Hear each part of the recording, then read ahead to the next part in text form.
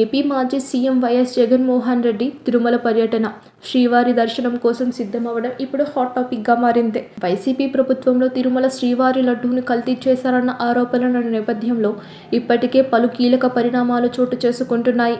ప్రభుత్వం తనను లడ్డూ వివాదంతో టార్గెట్ చేయడాన్ని సీరియస్గా తీసుకున్న జగన్ అదే తిరుమల శ్రీవారిని దర్శించుకోవాలని నిర్ణయించుకున్నారు. నేడు తిరుమలకు చేరుకోనున్న జగన్ శనివారం ఉదయం శ్రీవారిని దర్శనం చేసుకునేందుకు సిద్ధమవుతున్నారు. అయితే డిక్లరేషన్ ఇస్తే కానీ దర్శనానికి ఆయన్ను అనుమతించొద్దన్న డిమాండ్ల నేపథ్యంలో తాజాగా టీటీడీ కీలక నిర్ణయం తీసుకుంది. తిరుమల పర్యటనకు వస్తున్న వైఎస్ జగన్ రాత్రికి టీటీడీ గెస్ట్ హౌస్ లో బస చేయనున్నారు. రేపు ఉదయం గెస్ట్ హౌస్ నుంచి బయలుదేరి శ్రీవారి దర్శనం చేసుకోనున్నారు. అయితే జగన్ దర్శనం చేసుకోవాలంటే టీటీడీ నిబంధనల ప్రకారం హిందూ మతంపై విశ్వాసం ఉందని ఆయన డిక్లరేషన్ ఇవ్వాల్సి ఉంటుంది. దీంతో గెస్ట్ హౌస్ వద్దే ఆయనను ఉంచి ఈ మేరకు డిక్లరేషన్ తీసుకోవాలని అధికారులు నిర్ణయించారు. ఈ డిక్లరేషన్ ఇవ్వకపోతే దర్శనానికి అనుమతించరాదని నిర్ణయించారు. దీంతో నేడు రాత్రికి లేదా రేపు ఉదయం గెస్ట్ హౌస్ కు డిక్లరేషన్ పత్రాలు తీసుకెళ్లి జగన్ నుంచి సంతకాలు తీసుకోనున్నారు.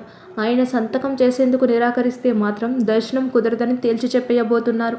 దీంతో జగన్ డిక్లరేషన్ పై సంతకం చేస్తారా లేదా అన్న చర్చ మొదలైంది.